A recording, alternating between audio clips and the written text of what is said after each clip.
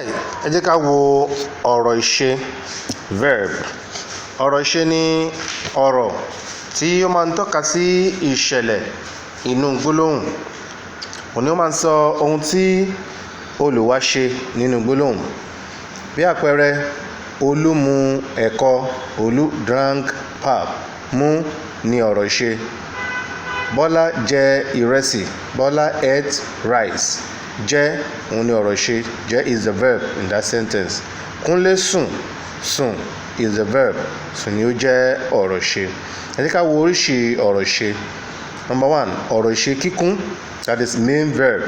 Èyí ni ọ̀rọ̀ ìṣe tí ó lè dá dúró nínú gbólóhùn kí ó sì ní ìtumọ̀. That is a verb that can stand alone in a sentence and it could be meaningful. Bí àpẹẹrẹ, Tolú ra bàtà. Tolú bought shoe. Ọ̀rọ̀ ìṣe kan tó wà ńbẹ̀ náà ni rà. Òun náà dẹ̀ ni ọ̀rọ̀ ìṣe kíkún. The only verb there is ra, which is to buy. Ṣèyí mu omi. Ṣèyí drank water. Mu, which is to drink, is the verb in that sentence, and that's example of main verb. Number 2, ọ̀rọ̀ ìṣe àfaraẹ. Èyí ni ọ̀rọ̀ ìṣe tí kò lè dá dúró nínú gbólóhùn kí ó sì ní ìtumọ̀ láì fi ara ti ọ̀rọ̀ ìṣe mìíràn. These are verbs that cannot stand alone unless they have to work with another verb. Bí àpẹẹrẹ, wọ́n bá Olú sọ̀rọ̀. Ọ̀rọ̀ ìṣe méjì ló wà ní gbólóhùn yìí, bá àti sọ̀rọ̀. Èyí tó jẹ́ ọ̀rọ̀ ìṣe afárá ibẹ̀ ni bá. Torí pé tí a bá yọ sọ̀rọ̀ kó nínú gbólóhùn yẹn, a máa sọ pé wọ́n bá Olú. Ìtumọ̀ tó ní sí wa ó yàtọ̀ sí wọ́n bá Olú sọ̀rọ̀.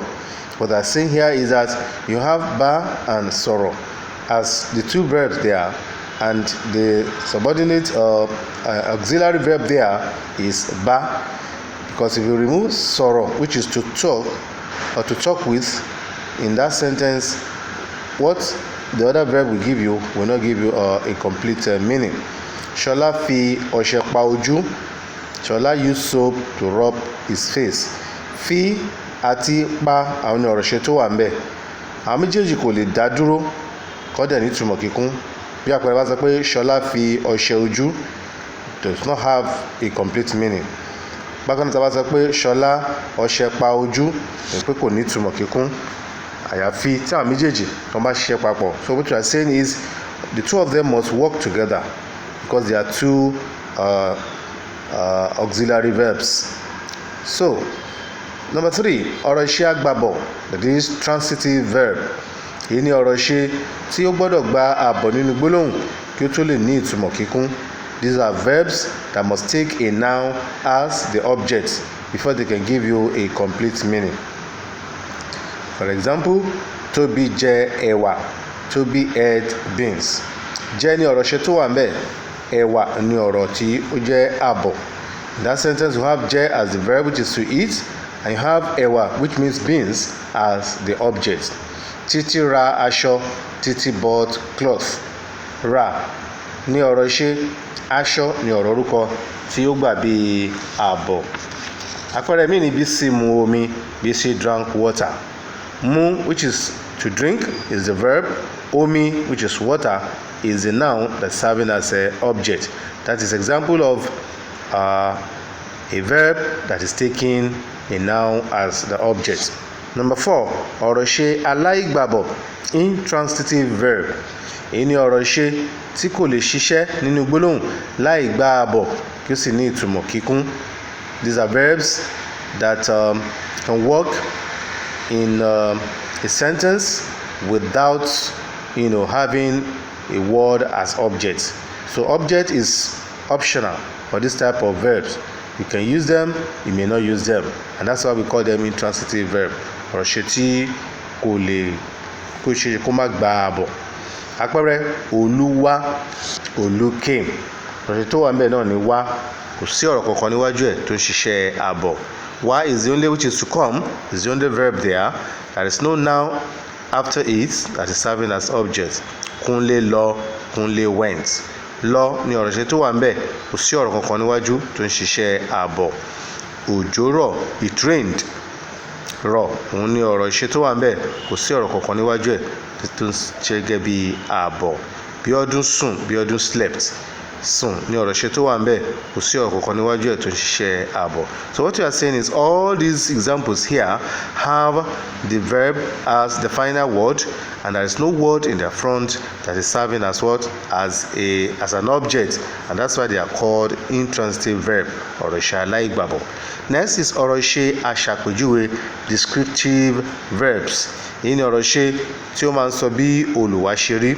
It tell you more about the subject. Alright, they describe the subject, whether in terms of color, in terms of height, in terms of size, in terms of sweetness, in terms of length, depending on what you want to describe about that subject. Bí àpẹẹrẹ, bàtà Olú dúdú. Olu's shoe is black. Dúdú in that sentence is describing bàtà Olú, Olu's shoe. Ọmọ náà kúrú. The child is short. Kúrú mẹ́yẹn ọ̀rọ̀ ṣe aṣàpèjúwe ni, wọ́n ń ṣàpèjúwe bí ọmọ náà ṣe rí. Àwọn àpẹẹrẹ míì ni pupa, funfun, ga. Bí àpẹẹrẹ Olú ga. Tóbi, ìwé tóbi. Dùn, to sweet. Ọbẹ̀ náà dùn. Gùn, to long. Igi náà gùn. All these are examples of ọ̀rọ̀ ṣe aṣàpèjúwe. Number 5. Now that is that about ọ̀rọ̀ ṣe. Moving on to the 5th part of speech. Ọ̀rọ̀ ṣe karùn-ún tí a máa sọ nípa rẹ̀ ni ọ̀rọ̀ ẹ̀yán, that is adjective. Ẹ̀yán, by definition, ẹ̀yán ni ọ̀rọ̀ tí ó fi kún ìtumọ̀ ọ̀rọ̀ orúkọ nínú gbólóhùn. Is a word that's adding to the meaning of a noun in a sentence. Àwọn ọ̀rọ̀ tí ó yán ọ̀rọ̀ orúkọ, they qualify a noun, they add more meaning to that noun. Bí àpẹẹrẹ, bàbá Adé dé fìlà. Bàbá is a noun. Adé is also a noun. But because they are following each other, Adé becomes adjective to bàbá. Okay, telling us more about bàbá. Àpẹẹrẹ ọ̀rọ̀ ṣe ọ̀rọ̀ ẹ̀yán nìyẹn. Ṣọlá kọ́ ilé gíga. Ilé is a noun. Gíga is another. So gíga is a descriptive word, which is an adjective. So gíga is an adjective to ilé. Ṣọlá kọ́ ilé gíga means Ṣọlá built a tall house. So gíga jẹ́ ẹ̀yán fún ilé, telling you more about that house. Iṣẹ́ mi ṣe pàtàkì. My work is important. Iṣẹ́ is a noun. Me, though, is a pronoun, but is serving as adjective to iṣẹ́. Iṣẹ́ ta ni? Iṣẹ́ mi. Whose work? My work. So me, bó ti jẹ́ pé ọ̀rọ̀ arọ́pò orúkọ ni, ṣùgbọ́n iṣẹ́ ẹ̀yán òun ló ń ṣe nínú gbólóhùn yẹn. Bí bá jẹ́ ká wo oríṣi ẹ̀yán ta ní types of adjectives. Number 1, ẹ̀yán àjorúkọ, adjective of noun. Èyí ni ọ̀rọ̀ orúkọ tí ó yán ọ̀rọ̀ orúkọ mìíràn. When a noun is qualifying another noun, à ń pè ní ẹ̀yán àjorúkọ. Okay, you have Adé ọba sọnù. Ọba is a noun that is qualifying Adé, which is another noun. Ìyá Olú today. Olu's mother had come. Olu is a noun but serving as adjective to ìyá. Mò ń sin ẹ̀sìn àlàáfíà, worshiping the religion of peace. Religion of peace. So àlàáfíà òun ló jẹ́ ẹ̀yán fún ẹ̀sìn. You see now? So all these are adjectives. They are noun, but they are serving as adjectives. That's why we call them ẹ̀yán àjọ orúkọ. Next is ẹ̀yán arọ́pò orúkọ, adjective or pronoun. Èyí ni ọ̀rọ̀ arọ́pò orúkọ tí ó yán ọ̀rọ̀ orúkọ. That's when a pronoun is qualifying a noun. When a pronoun is coming after a noun by way of adding meaning to that noun, we call it ẹ̀yán arọ́pò orúkọ. Bí àpẹẹrẹ, ọmọ mi ti dé. My child has come. Me, though is a pronoun, but serving as adjective to ọmọ. Bí jẹ́ pé ọ̀rọ̀ arọ́pò orúkọ ni mi, iṣẹ́ ẹ̀yán ló ń ṣe fún ọmọ. Owó wọn ti tán. Their money had finished. Wọn in that sentence, though is a pronoun, but serving as adjective to owó.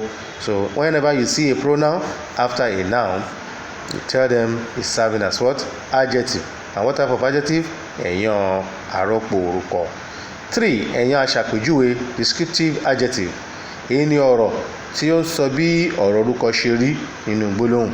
So any word that is telling you more about a noun is coming after a noun and is describing that noun. We call it ẹ̀yán aṣàpèjúwe. You have aṣọ dúdú ni Olú wọ̀. Dúdú is coming after a noun and it's now telling you the color of that cloth. Aṣọ dúdú ni Olú wọ̀. Olú put on black cloth. Owó púpọ̀ ni mo fẹ́. I want plenty money. Owó is a noun. The púpọ̀ is a descriptive word that's telling you about the quantity of that money. Bọ́sẹ̀ jẹ́ ọmọ kékeré. Ọmọ kékeré. Kékeré is a descriptive word that's telling you more about that child. So àwọn eléyìí ni à ń pè ní ẹ̀yán aṣàpèjúwe. 4. Ẹ̀yán aṣòǹkà, adjective of number. Èyí ni ọ̀rọ̀ tí ó ń sọ iye tí ọ̀rọ̀ orúkọ jẹ́ nínú gbólóhùn. Any word that is telling you about the number or the quantity or the population of a noun that is coming after it is ẹ̀yán aṣòǹkà. Bí àpẹẹrẹ, bàtà mẹ́ta ni mo rà. Mẹ́ta is ẹ̀yán aṣòǹkà because it's telling you about the number of shoes that I bought. I bought 3 shoes. Bólú ṣe iṣẹ́ méjèèjì. Bólú ṣe iṣẹ́ méjèèjì. Bólú did the 2 works. So méjèèjì jẹ́ ẹ̀yán aṣòǹkà because telling you about the number of the work that Bólú did. Ọmọ kẹrin ni Táyọ̀ bí. Táyọ̀ gave birth to the 4th child. 4th child, 4. Ẹ̀rin, ìkẹrin, ó ń sọ nípa òǹkà. It's telling you about how many child that Tayo had given birth to. So, and I'm putting ẹ̀yán aṣòǹkà. When any number is coming after a noun, call it ẹ̀yán aṣòǹkà. Number 5, ẹ̀yán aṣàfihàn. Ọ̀rọ̀ tí ó ń tọ́ka sí ọ̀rọ̀ orúkọ kan tàbí àpapọ̀ ọ̀rọ̀ orúkọ kan nínú gbólóhùn. Any word that is indicating or telling you about a particular thing or a particular group of things among his peers is being specific. We call them adjective of specificity. They're being specific about a noun or about a group of noun. We call them ẹ̀yán aṣàfihàn. Bí àpẹẹrẹ, ilé yìí kò dára. Yìí is pointing to a particular house. This house is not good. Not that. Okay? Ọkọ̀ yẹn ti kún. That bus is filled up. Yẹn is talking about a particular bus. Ìwọ gan ni mo fẹ́. I want you in particular. Ìwọ gan. So that means that gan is an example of adjective that means specific about somebody. Àwọn wọ̀nyí kò mọ̀wé. These ones are dullers. They are not brilliant. These ones are not brilliant. So wọ̀nyí jẹ́ ẹ̀yán aṣàfihàn, talking about a particular group of people. So you have words like yìí, yẹn, gan, náà, wọ̀nyí, wọ̀nyẹn. Wọ̀nyẹn là ń pè ní ẹ̀yán aṣàfihàn. Number 6, ẹ̀yán awẹ́ gbólóhùn, adjectival clause. Èyí ni àkójọpọ̀ ọ̀rọ̀ tí ó ń ṣe àpèjúwe ọ̀rọ̀ orúkọ nínú gbólóhùn. It's a group of words that are qualifying a noun. Bí àpẹẹrẹ, bàbá tí à ń sọ̀rọ̀ rẹ̀ ti dé. Tí à ń sọ̀rọ̀ rẹ̀ ni ẹ̀yán awẹ́ gbólóhùn fún bàbá. The whole of those words are doing what? They are qualifying bàbá. Which bàbá? Tí à ń sọ̀rọ̀ rẹ̀. Bàbá wo? Tí à ń sọ̀rọ̀ rẹ̀. So tí à ń sọ̀rọ̀ rẹ̀ jẹ́ ẹ̀yán awẹ́ gbólóhùn fún bàbá. Ìyá tí ó wé gèlè pupa ti lọ.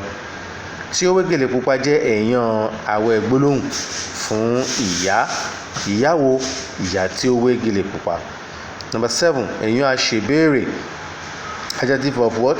Question. Ní ọ̀rọ̀ tí ó ń ṣe ìbéèrè nípa ọ̀rọ̀ orúkọ nínú gbólóhùn. Bí àpẹẹrẹ, mélòó, kélòó, wo, ta. Example, ọmọ mélòó ni o bí? How many child did you give birth to?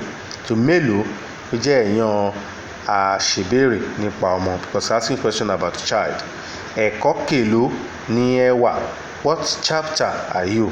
Kèló ó jẹ́ èèyàn aṣèbéèrè fún ẹ̀kọ́. Ìwé wo ni o kà? Which book did you read? Wo is adjective of what? Of question. Question about the book. That is that about èèyàn, that is adjective. The sixth part of speech that we want to talk about is ọ̀rọ̀ àpọ́nlé, that is adverb. Ọ̀rọ̀ àpọ́nlé, adverb. By definition, ọ̀rọ̀ àpọ́nlé ni ọ̀rọ̀ tí a máa ń lò láti fi kún ìtumọ̀ ọ̀rọ̀ ṣe. Is a word that is used to add to the meaning of a verb. In English, they call them words that qualifies or modify a verb. Modify a verb, a modifier. Okay, telling you more about the verb. Bí àpẹẹrẹ, Bọ́lá sáré tètè. Bọ́lá ran fastly. So tètè ó jẹ́ àpọ́nlé fún sáré. Báwo ló ṣe sáré? Ó sáré tètè, ran fastly. Igi náà ga fíofío. The tree is very tall. Fíofío means very. Wọ́n ti mọ̀ pé ó ń fi hàn wá bí igi yẹn ṣe ga tó. Telling us about the height, okay, the extent of the height of that tree. So tètè, fíofío, bánkù, rabata, can do. All these ones are adverbs in Yoruba. Now let's look at ọ̀rọ̀ iṣẹ́ àti ọ̀rọ̀ àpọ́nlé tí wọ́n lè bá ṣiṣẹ́. There are specific adverb for a specific verb. You cannot just pick adverb anyhow in Yoruba. There are specific verbs that you can work with. Now let's look at the sáré. Báwo ṣe máa ń sáré? Wọ́n sáré tètè. They run fastly. Ga, that is to tall. How can something or somebody tall? Ó ga fíofío, is very tall. Rìn, that is to walk. How can you walk? Ó máa ń rìn kémọ́kémọ́, that is you can walk briskly. Tàbí kàn rìn díẹ̀díẹ̀ tàbí díẹ̀díẹ̀. You can walk slowly or slowly. So kémọ́kémọ́, díẹ̀díẹ̀ tàbí díẹ̀díẹ̀, they are adverb for rìn, which is to walk. Agbóná, to be hot. Ó gbóná fò, very hot. Ó gbóná lala, ó gbóná joinjoin. All these ones are talking about the extent of hotness. Pariwo, to make noise. The adverb for it is what? Gay. Wọ́n pariwo gay. Okay. Ho, to boil or to make noise. Wọ́n máa ń hó gay, just like pariwo. Wọ́n máa ń hó yànmù. Wọ́n máa ń hó yaya. Gay and yànmù, talking about what? Noise. But yaya is talking about what? Hotness or to boil. When water is boiling, wọ́n sọ pé omi náà ń hó yaya. Some people are making noise. Wọ́n ń hó gay tàbí wọ́n ń hó yànmù. Now, next is the seventh part of speech, which is ọ̀rọ̀ atọ́kùn. Atọ́kùn means preposition. Ọ̀rọ̀ atọ́kùn, preposition. So by definition, ọ̀rọ̀ atọ́kùn ni ọ̀rọ̀ tí a máa ń lò láti tọ́ka sí ibi tí ìṣẹ̀lẹ̀ dorí kọ. That is, words that are used to indicate direction of what? Of action. Okay? Ọ̀rọ̀ atọ́kùn mẹ́ta péré ló wà ní èdè Yorùbá. There are three prepositions in Yoruba. You have ti, which is from. You have si, which means to. And you have ni, which means at or in. Let's take them one by one. Ti, which means from. Wọ́n ní ọ̀rọ̀ atọ́kùn tí ó ń tọ́ka sí ibi tí ìṣẹ̀lẹ̀ ṣe kíni tí ó ti ń bọ̀, where an action is coming from. Bí àpẹẹrẹ, Bọ̀dé ti Èkó dé, meaning what? Bọ̀dé came from Lagos. Right? The next one is si, which means to. Èyí ni ọ̀rọ̀ atọ́kùn tí ó ń tọ́ka sí ibi tí ìṣẹ̀lẹ̀ ń lọ. This one is indicating where an action is going. For example, Délé lọ sí Ìbàdàn. Délé went to Ìbàdàn. Next is ní, which means in or at. Wọ́n ní ọ̀rọ̀ atọ́kùn tí ó ń tọ́ka sí ibi tí ìṣẹ̀lẹ̀ wà. This is a preposition talking about where an action is. For example, Ṣọlá wà ní ìta. Ṣọlá is outside. Okay? The last of the part of speech, the eighth one, is ọ̀rọ̀ àsopọ̀. Meaning what? Conjunction. ọ̀rọ̀ àsopọ̀ ní ọ̀rọ̀ tí a máa ń lò láti so ọ̀rọ̀ méjì tàbí gbólóhùn méjì pọ̀. Conjunctions are words that are used to join two words or two sentences. For example, Ṣọlá àti Kúnlé jẹ ẹ̀bà. Ṣọlá and Kúnlé ate ẹ̀bà. So àti means and. Àti sọ̀rọ̀ méjì pọ̀ bẹ́ẹ̀. Tolú wá ṣùgbọ́n kò dúró. Tolu came but did not wait. Two sentences joined together with what? Ṣùgbọ́n, okay, which is but. Now let's look at oríṣi ọ̀rọ̀ àsopọ̀, types of conjunction. Group them. The first group 1, they are àti, pẹ̀lú, òun. The three of them mean and. Alright? A máa ń lò wọ́n láti so ọ̀rọ̀ orúkọ méjì pọ̀. We use them, any of them, to join two words. Olú àti Bísí, Títí pẹ̀lú Kẹ́mi, Bọ́sẹ̀ òun Bọ̀dé. Olú and Bísí, Títí and Kẹ́mi, Bọ́sẹ̀ and Bọ̀dé. All these ones are, use them to join two words. Number 2, a máa ń fi àti or pẹ̀lú so ọ̀rọ̀ arọ́pò afarajọ orúkọ méjì pọ̀. These two of them, àti and pẹ̀lú, we use them to join two pronominals. I've talked about pronominals before. Yeah, èmi, ìwọ, àwa, ẹ̀yin. So you can take two of them and use either àti or pẹ̀lú to join them. For example, ìwọ àti èmi ni olówó. You and I are wealthy people. Okay, you and I are wealthy. So ṣẹ́ pa àwọn pẹ̀lú ẹ̀yin pọ̀. Two of you are doing the same work. So you can use pẹ̀lú or àti to join two pronominals. Number 3, a máa ń fi àti so pẹ̀lú so ọ̀rọ̀ arọ́pò afarajọ orúkọ àti ọ̀rọ̀ orúkọ pọ̀. And in this case, you can join one pronominal and a noun together with the use of either àti or pẹ̀lú. For example, èmi àti Ṣẹ́gun, I and Ṣẹ́gun ni àwa. Ìwọ pẹ̀lú Kọ́lá, you and Kọ́lá. You can see now we have joined a pronominal and a noun together with the use of àti and pẹ̀lú. The second group is ṣùgbọ́n, àmọ́, tàbí. These ones are ṣùgbọ́n, àmọ́ means but. Tàbí means or.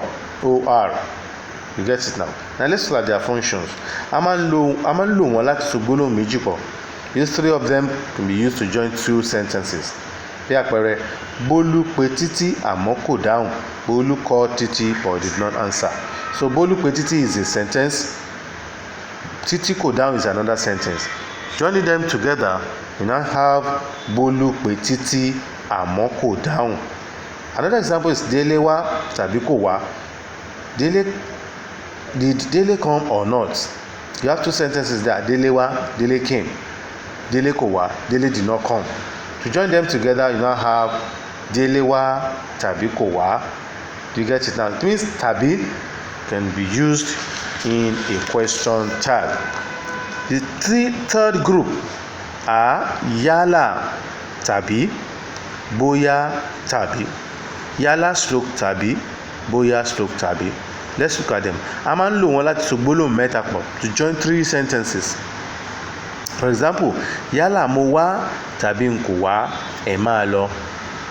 Yálà mo wá, either I come tàbí n kò wá, or I did not come, ẹ máa lọ, you will go. There are 3 sentences here. The first sentence is mo wá, the second is n kò wá, and the last one is ẹ máa lọ. Okay? Another example is bóyá mo jẹun tàbí n kò jẹun, màá sùn. Either I eat, whether I eat or not, I will sleep. 3 sentences, mo jẹun, I ate. The second one, n kò jẹun, I did not eat. And the last one, màá sùn, I will sleep. Join them together by using bóyá mo jẹun tàbí n kò jẹun, màá sùn. The fourth group is à ń bọ̀sibọ̀sí or abelentàsé. This 2 means not to talk of. Not to talk of. How do you use them? A máa ń lò wọ́n láti so gbólóhùn àti àpólàpọ̀. That is, you use them to join a sentence and a phrase. Most time, noun phrase. Look at the example. Ẹni tó ń ṣiṣẹ́ kò tíì di olówó, abelentàsé ìwọ ọ̀lẹ. Somebody that is working hard had not been wealthy. not to talk of you, a lazy person. So the noun, the sentence there is ẹni tó ń ṣiṣẹ́ kò tíì dolówó. Somebody that is working is not yet a wealthy person. And the noun phrase there is ìwọ ọ̀lẹ, you lazy person. Is a noun phrase. You get it now? It's not a full sentence. Another example, àwọn tó tètè dé kò tíì rówó gbà. Those that came early had not been given money. À ń bọ̀sibọ́sí ìwà apẹ́lẹ́yìn, not to talk of you lazy, late comer. Not to talk of a late comer. You get it now? So that's the usage of à ń bọ̀sibọ́sí or abẹ́lẹ́ntàsí. The fifth one is àyàfi, which is except. A máa ń lò ó láti so gbólóhùn àti àwẹ̀ gbólóhùn pọ̀. We use it to join a sentence and a clause. Alright? For example, Olú kò lè sùn àyàfi tí ó bá jẹun. Olú cannot sleep except he eats. Okay? The main sentence there is Olú kò lè sùn. Olú cannot sleep. Tí ó bá jẹun is a phrase there. Sorry, it's a clause. That's subordinate clause. Bọ́lá kò lè jáde. Bọ́lá cannot go out àyàfi tó bá gbàṣẹ lọ́dọ̀ bàbá rẹ̀, except takes permission from the father. So the main sentence is Bọ́lá kò lè jáde. Bọ́lá cannot go out. And the subordinate clause there is tí ó bá gbàṣẹ lọ́dọ̀ bàbá rẹ̀. Do you get it now? So now use àyàfi to join them together. The last one is àfi, which is unless. Unless. A máa ń lò wọ́n láti so gbólóhùn àti àpólàpọ̀. Man lo is only one. We use it to join a sentence and a noun phrase. Kúnlé kò lè gun igi ọ̀pẹ àfi ó bì. Kúnlé cannot climb the palm tree except is it except or unless now?